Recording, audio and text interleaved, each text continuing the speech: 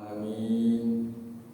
Wassalatu wassalamu ala nabiyyina Muhammadin wa ala alihi wa sahbihi ajma'in.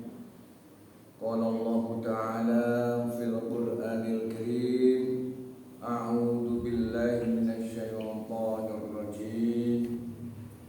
Laqad kana lakum fi Rasulillahi uswatun hasanah liman kana yarjullaha wal yawmal akhir wa dzakarallaha katsiran.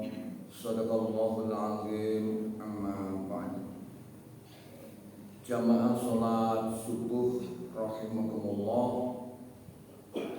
Alhamdulillah, kita bersyukur kepada Allah Subhanahu wa taala di pagi hari ini kita masih diberikan keistiqomahan untuk mendirikan sholat subuh, di mana sholat subuh ini memiliki keistimewaan yang luar biasa bagi kita, yaitu khususnya inna Qur'anal fajri kana mashhudan.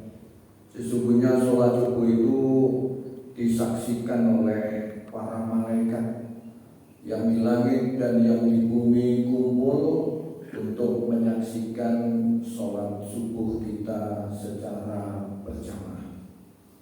Sehingga sholat subuh ini merupakan ukuran yang mudah tentang keimanan seseorang, apakah imannya bagus atau buruk. Kita bisa melihat tentang keistiqomahan dari sholat subuh. Oleh sebab itu, mari tetap kita pertahankan, kita istiqomahkan sampai akhir hayat kita dalam posisi taat, tunduk, patuh kepada Allah Subhanahu wa taala. Allahumma amin. Salawat serta salam semoga senantiasa terlimpahkan kepada panutan kita, junjungan kita, Nabi besar Muhammad sallallahu alaihi wasallam, beserta keluarganya, sahabatnya, dan seluruh kaum muslimin dan muslimat yang mengikuti jejak-jejak dan langkah-langkah beliau sampai akhir zaman.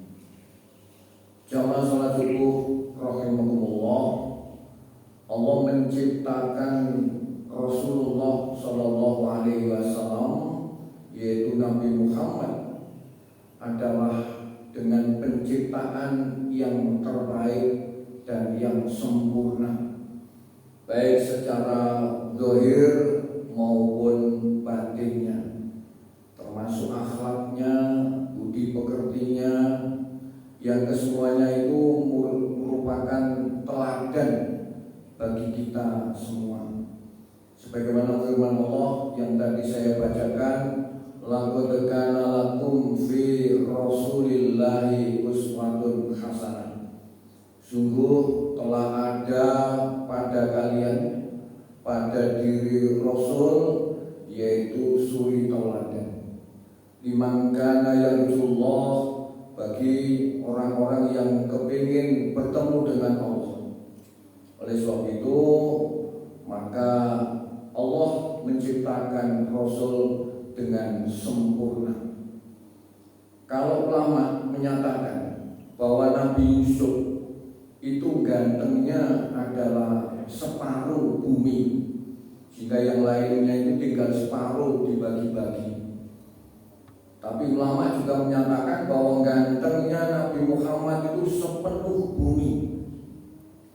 Hanya yang membedakan adalah kalau gantengnya Nabi Yusuf itu menyebabkan syahwat bagi wanita, menyebabkan libido seksualnya muncul, karena secara zahir itu mengandung mukjizat yang memang akhirnya menyebabkan banyak wanita-wanita yang kemudian syahwat ketika melihat Nabi Yusuf.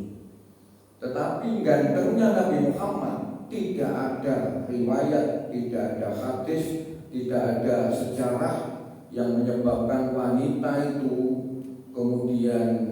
sahabat kepada Nabi Muhammad, karena memang itu adalah keberkahan, rahmat, dan sekaligus teladan bagi umat manusia.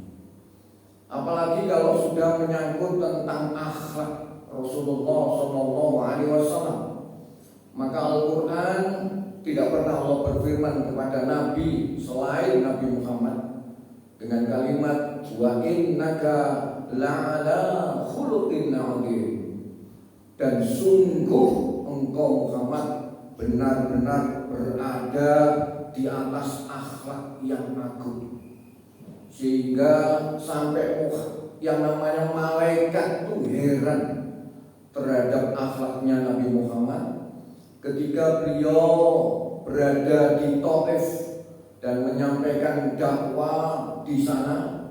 Saat itu ternyata penduduk Taif sudah ada yang memberikan info tentang Nabi Muhammad dengan info-info yang buruk dan jahat, sehingga seluruh penduduk Taif itu termasuk anak-anaknya, ketika beliau berada di sana tidak disambut dengan sambutan yang mulia sebagai Rasulullah, tapi dilempari batu beliau sampai beliau kemudian pelipisnya berdarah, kemudian kakinya juga begitu, kemudian akhirnya beliau dikejar-kejar seperti pencuri.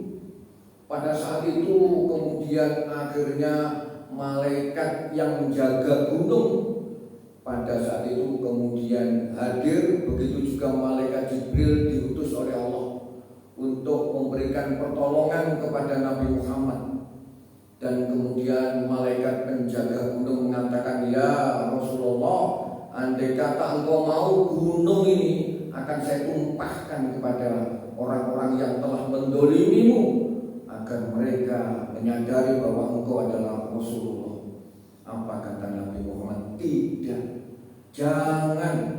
Mereka itu bukan orang-orang yang buruk.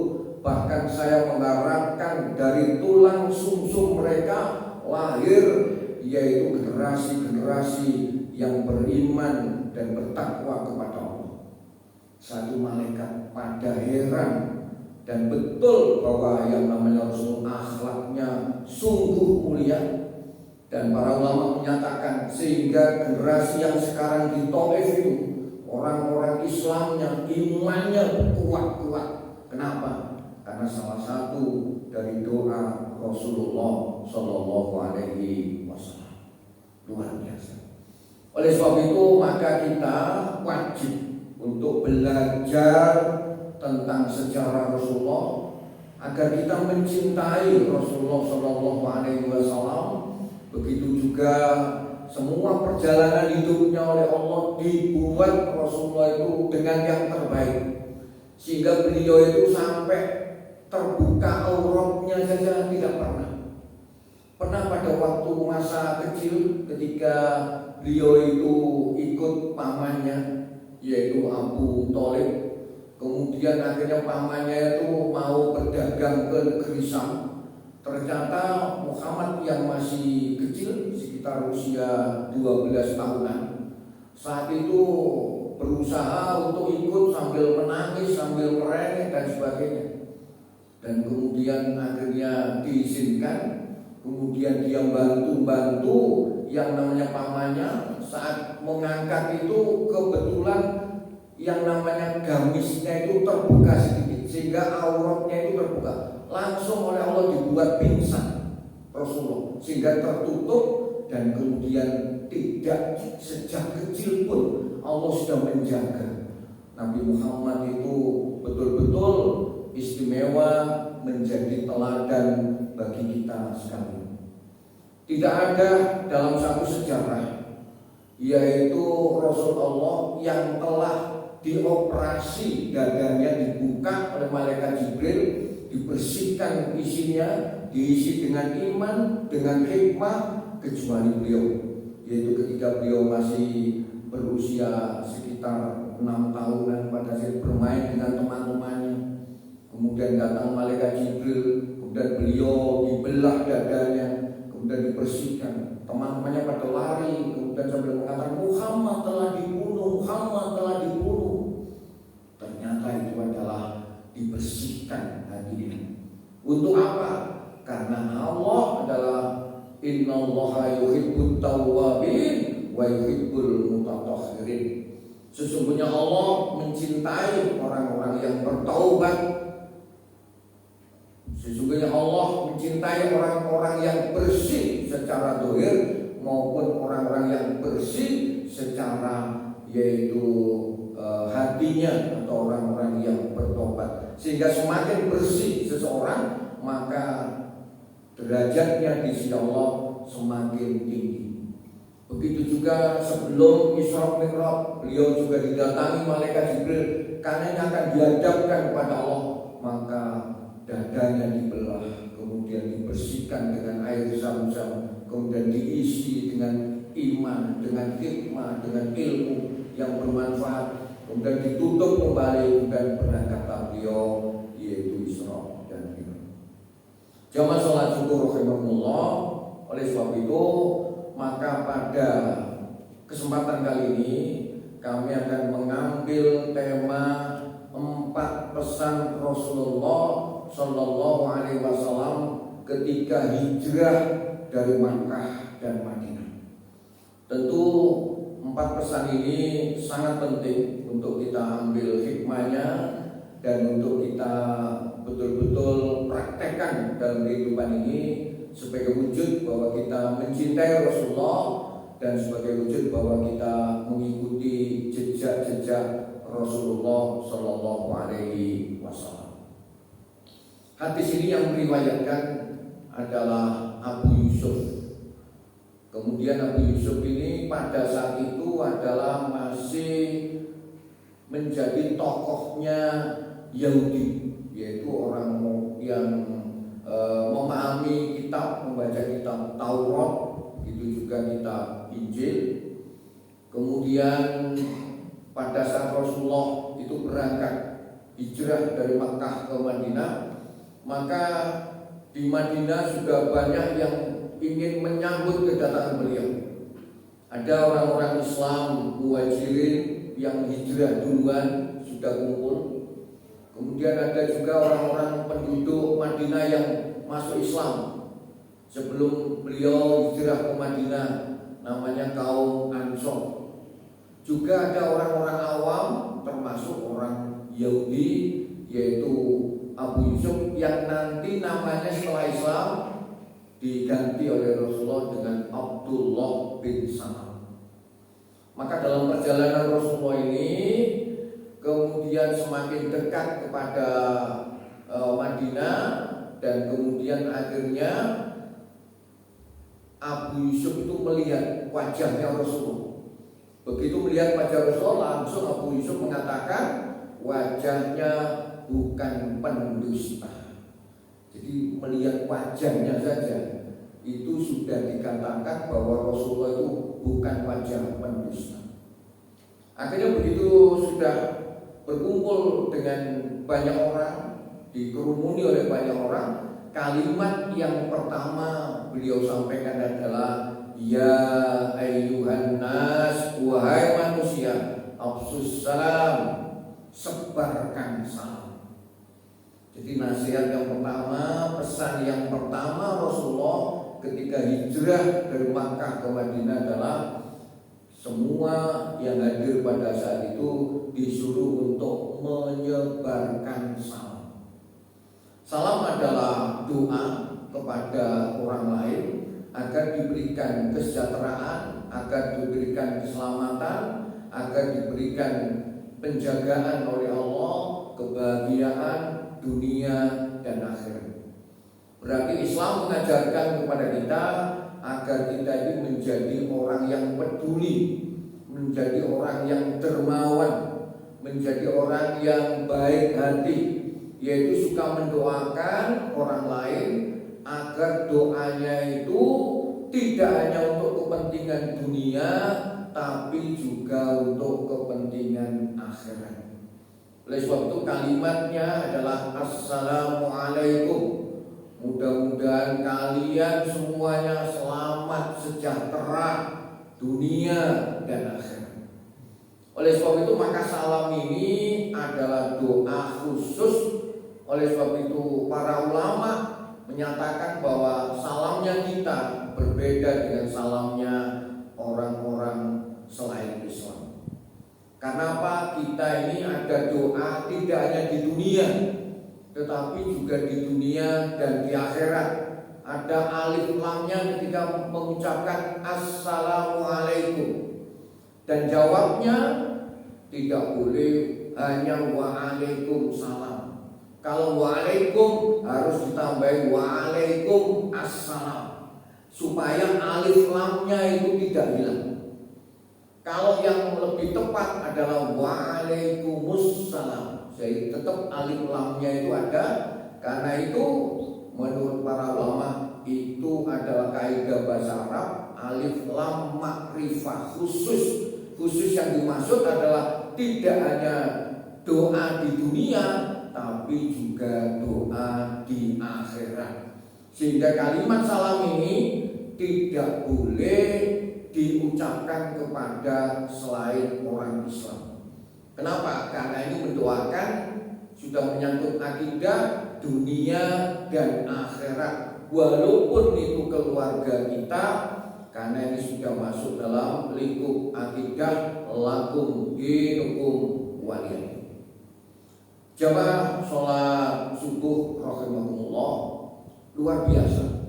Dalam suatu hadis, ketika Allah menciptakan pertama kali Nabi Adam, kemudian akhirnya setelah ditiup rohnya, beliau kemudian hidup. Nah, pada saat itu kemudian beliau dikenalkan dengan para malaikat yang ada di situ, yaitu di surga. Kemudian Allah memerintahkan ucapkan salam kepada para malaikat. Pada saat itu beliau Nabi Adam tidak ngerti bagaimana mengucapkan salam itu. Kemudian beliau bertanya kepada Allah, bagaimana caranya mengucapkan salam? Maka Allah yang mengajari, ucapkan assalamualaikum. Jadi ucapan assalamualaikum sejak diciptakannya Nabi Adam itu sudah muncul, dan itu adalah salam yang diberkahi, yang diridhoi, yang akibatnya luar biasa, yaitu doa-doa keselamatan, kesejahteraan fid dini wad dunya wal akhirah. Kalau hanya mohon maaf selamat pagi, didoakan pagi selamat, siang belum tentu selamat. Selamat siang, siang didoakan selamat, belum tentu sore selamat, belum tentu malam selamat. Dan itu juga bukan kalimat yang diberkahi dan diridhoi. Karena yang diberkahi dan diridhoi adalah yang betul-betul diajarkan oleh Allah dan juga diajarkan oleh Rasul. Nah, salam ini luar biasa. Allah juga kadang-kadang titip salam, khususnya kepada Rasulullah. Kalau memberikan wahyu, malaikat Jibril selalu yaitu menyampaikan engkau dapat salam dari Allah, kemudian wahyu disampaikan. Suatu saat ketika Rasulullah berada di rumah, malaikat Jibril mendatangi beliau. Kemudian saat itu malaikat Jibril berkata, sebentar lagi akan ada wanita yang akan datang ke sini. Allah titip salam kepadanya, dan aku pun, katanya malaikat Jibril, juga titip salam kepadanya.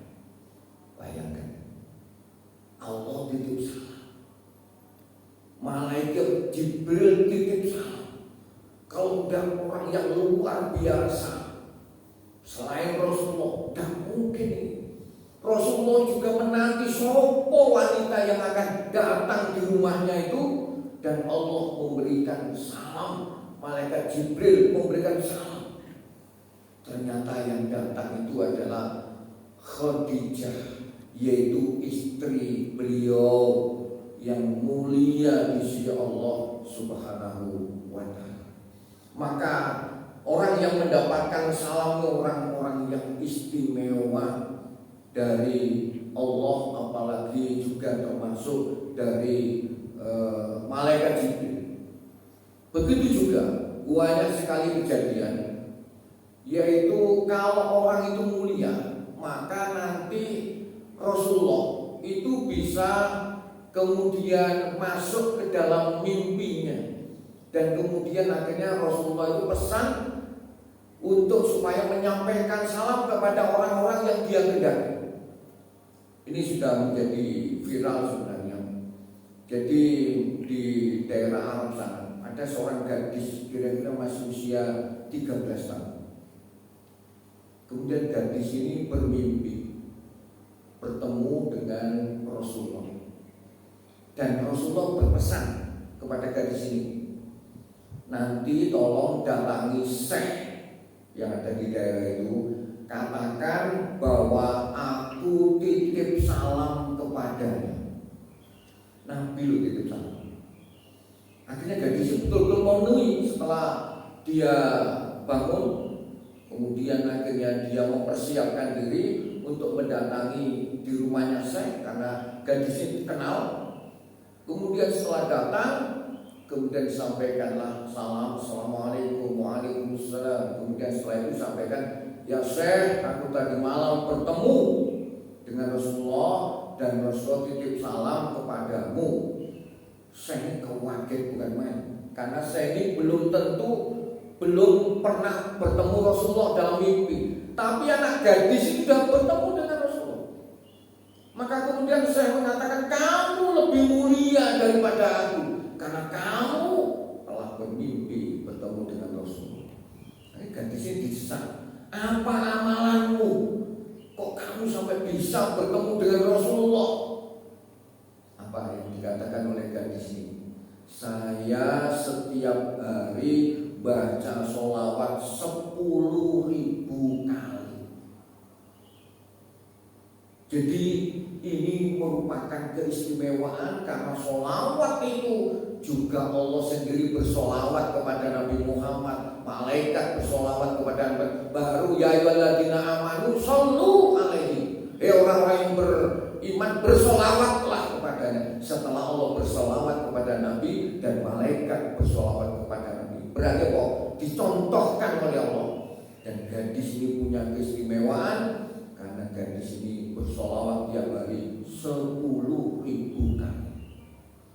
Nah, ini salam yang pertama. Yang kedua, yang merupakan nasihat dari Nabi adalah berilah makan. Luar biasa. Jadi ini termasuk ibadah sosial, kepedulian terhadap nasib, terhadap kondisi orang-orang yang ada di sekitar kita, terutama tetangga kita.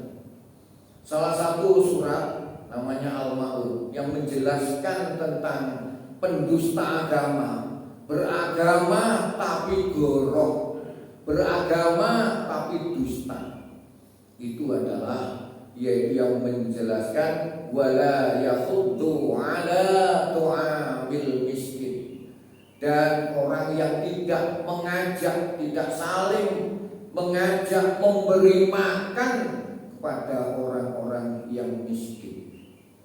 Orang yang miskin adalah orang yang memiliki pekerjaan tetapi penghasilannya tidak cukup. Itu adalah miskin.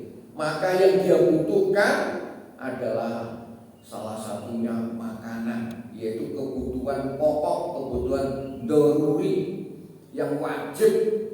Maka kalau sampai ada orang miskin, kemudian tetangganya kaya, bisa kenyang, tidur dengan nyenyak, yang miskin kelaparan, sulit untuk tidur, sungguh dia masuk dalam pendusta agama. Oleh sebab itu maka Islam mengajarkan kepada kita kepekaan sosial, dan sekaligus harta itu adalah bukan tujuan. Harta itu alat, karena alat harta tidak boleh masuk dalam hati. Harta diletakkan di tangan supaya mudah didistribusikan, supaya mudah untuk dibantukan kepada orang yang membutuhkan. Nah, oleh sebab itu maka Rasulullah mengajarkan kepada kita.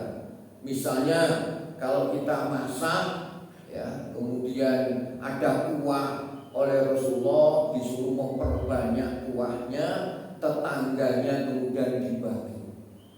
Tentu yang dimaksud memperbanyak kuah itu kualitasnya tetap terjaga, rasanya tetap enak.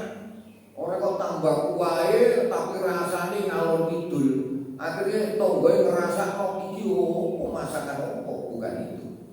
Tentu juga bumbunya sedap, kemudian layak untuk dikonsumsi, sehingga itu menunjukkan kepedulian kita, saling tolong-menolong, saling memberi kepada sesama manusia, khususnya kepada tetangga. Begitu juga kalau kita goreng-goreng, misal goreng ikan, baunya sampai ke tetangga, sunahnya ya enggak dipameri kalau bau saja, tapi ya diberi, yaitu sebagiannya diberikan kepada tetangga. Itulah ajaran Islam yang mengajarkan kepada kita bagaimana supaya kita ini punya kepedulian terhadap nasib orang-orang yang miskin. Ada yang lebih miskin lagi, namanya fakir. Nabi bersabda, kadal fakru ayyatuna kufran. Hampir-hampir orang fakir itu menjadi kafir. Kalau fakir wis gak duwe pekerjaan, kemudian tentu juga tidak punya penghasilan, maka ini lebih minim lagi untuk ditolong. Prioritas yang pertama adalah fakir baru miskin. Maka orang fakir ini siapapun yang menolong, dia dianggap dewa penolong. Dan kalau kemudian yang menolong itu punya misi, misalnya merubah agama, maka hampir-hampir dia menjadi kafir, karena dia merasa sing apik jadi dewa penolong itu adalah orang non-muslim. Kalau sudah begitu, berarti yang berdosa adalah umat Islam yang kaya, umat Islam yang mampu, yang mereka tidak, yaitu saling bahu-membahu untuk memberikan makan dan mencukupi kebutuhan fakir dan miskin.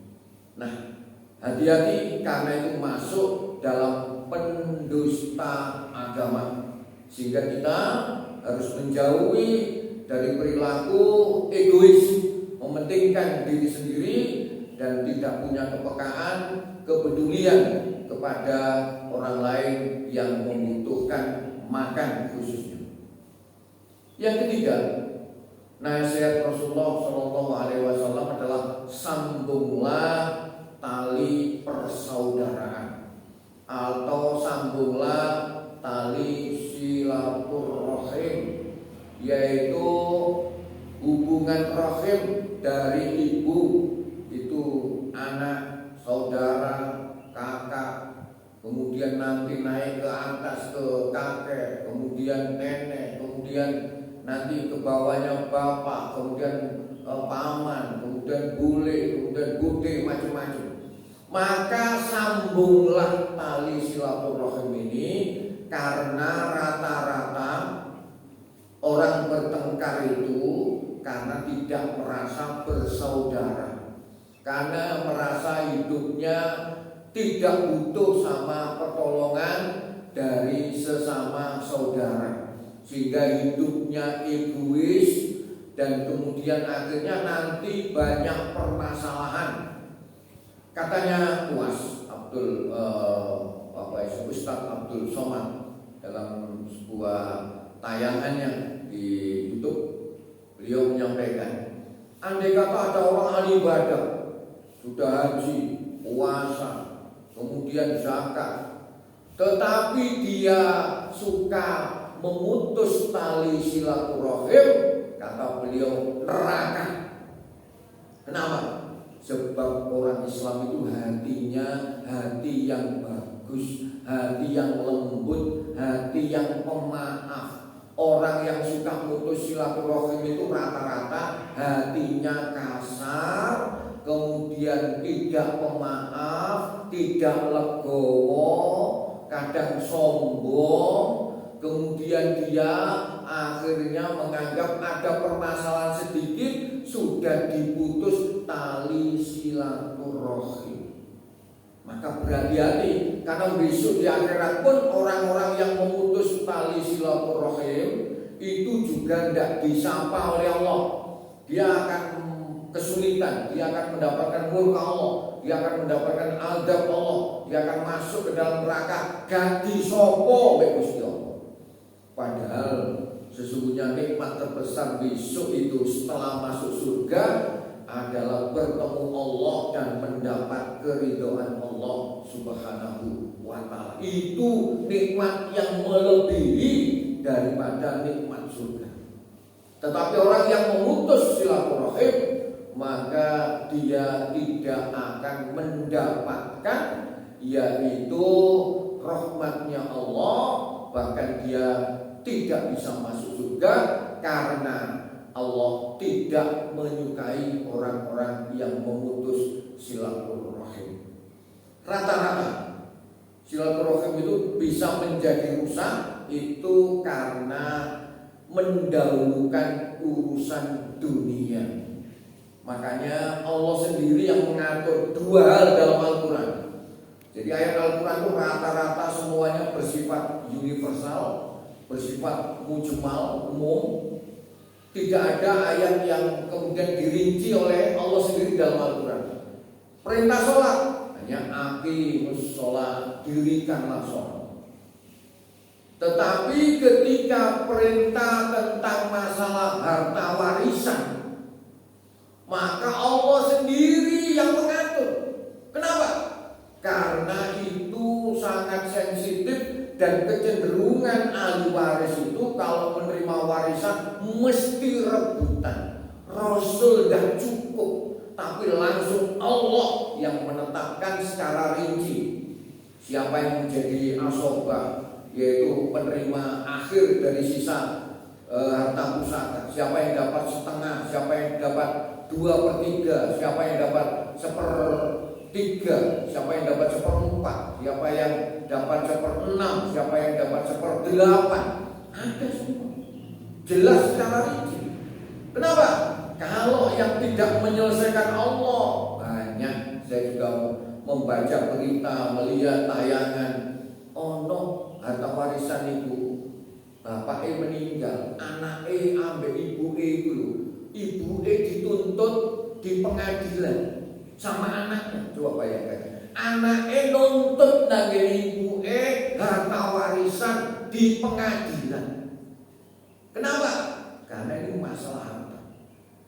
Oleh sebab itu, maka jauhi pamer harta, jauhi suka yaitu mengekspos tentang kekayaan, jauhi menyakiti orang lain termasuk saudara-saudara itu dengan pamer-pameran tentang harta. Dan mohon maaf, Islam itu tidak mengajarkan kita untuk menumpuk-numpuk harta. Islam tidak mengajarkan kita untuk mengkoleksi harta. Sekarang ini banyak orang koleksi macam-macam. Dia tidak tahu itu semua akan dihisab, akan dipertanggungjawabkan. Itu akan menjadi penyesalan ketika dia tidak mensodakohkan kepada orang-orang yang berhak menerima.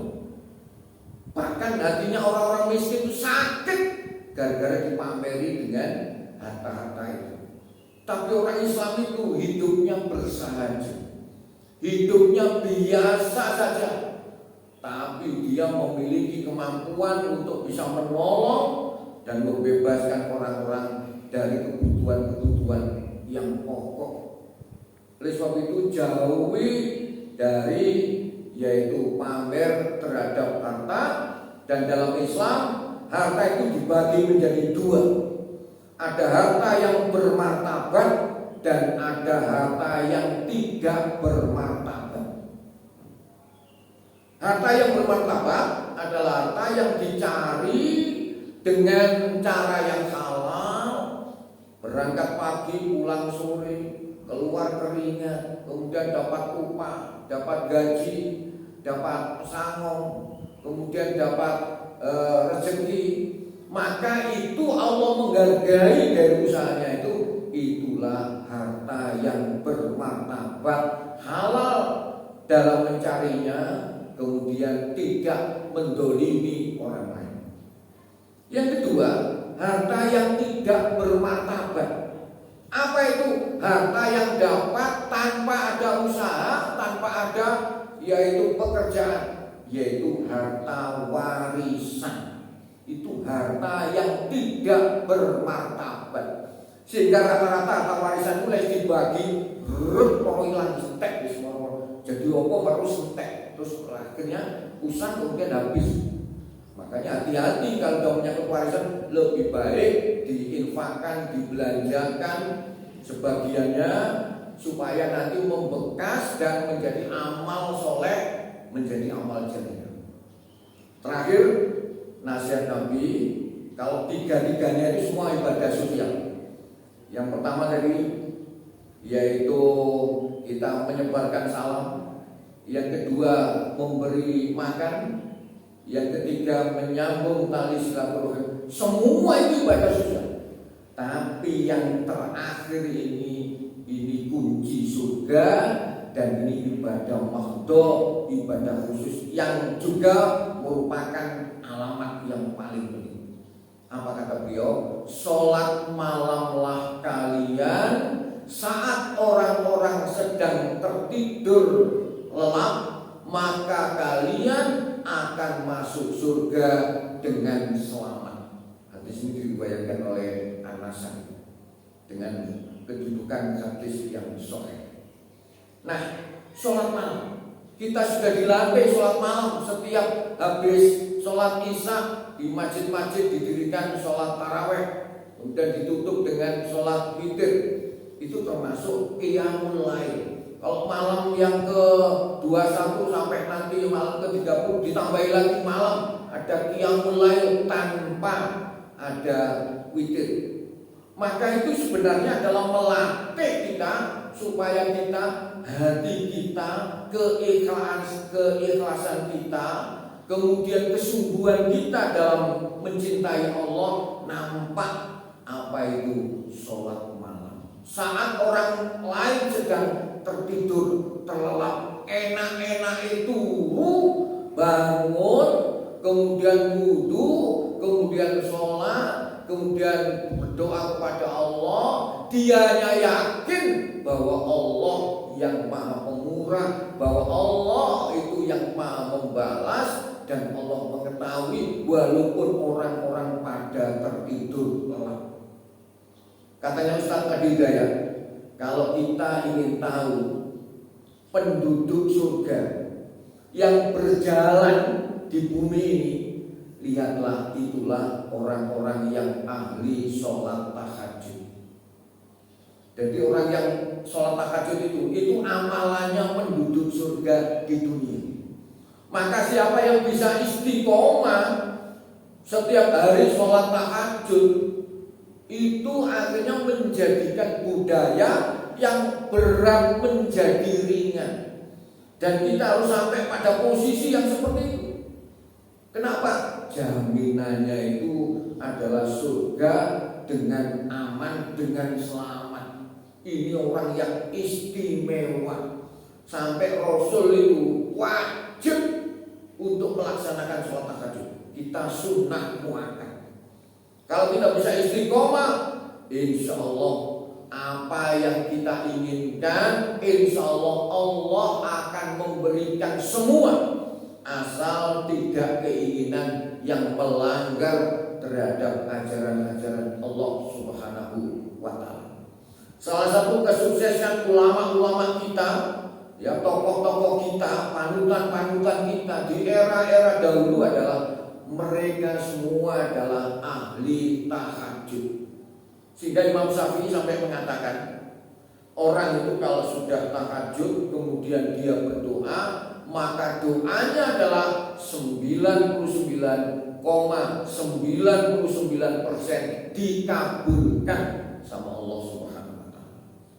Karena kita mungkin masih jauh dari Allah, mungkin rezekinya, mungkin ibadahnya, ya, mungkin juga akhlaknya. Sudahlah, nangislah sama Allah, mohon kepada Allah, pasti Allah itu akan mengabulkan. Terkadang doa yang tidak segera dikabulkan itu karena Allah cinta. Allah ingin selalu diseru, Allah ingin selalu dimintai pertolongan, Allah selalu ingin untuk hambanya menyebut-nyebut namanya. Sama Allah itu dibiarkan, Allah suka, tapi mesti Allah akan memberikan pada saatnya nanti, karena kita dicintai oleh Allah Subhanahu wa ta'ala. Oleh sebab itu buat semacam program, yopo carane setiap hari itu bisa sholat tahajud. Salah satu niatnya adalah satu, kalau tidur jangan malam-malam. Karena apa? Itu sudah hukum sebab aku pada turun bengi jam 12 ketika tidur mau bangun jam 3 ya wah kok tak gini. Kenapa? Lah turun jam 12. Lah Islam tidak ngajarkan Nabi itu kalau setelah sholat isya tidak ada urusan, Nabi tidak mau jagongan, Nabi tidak mau. Ya, Nabi mendahulukan tidur. Tapi nanti jam 12 beliau sudah bangun. Ya, kalau kita ya udah jam 12. Tapi kalau Nabi malam sudah bangun. Kenapa? Karena sudah merasa cukup. Umpama saya katakan jam 8 sampai jam 12, 9, 10, 11, 12, 4 jam. Sudah cukup untuk istirahat, untuk sholat malam. Ya. Nah oleh sebab itu maka ini lebih penting. Jangan ikuti filsafate wong Jawa. Lek wong Jawa tidur enggak boleh. Ya apa yang awal-awal enggak boleh, itu kan melekan kan bengi sing turu. Engko tangine wis mari subuh. Ini kan enggak boleh.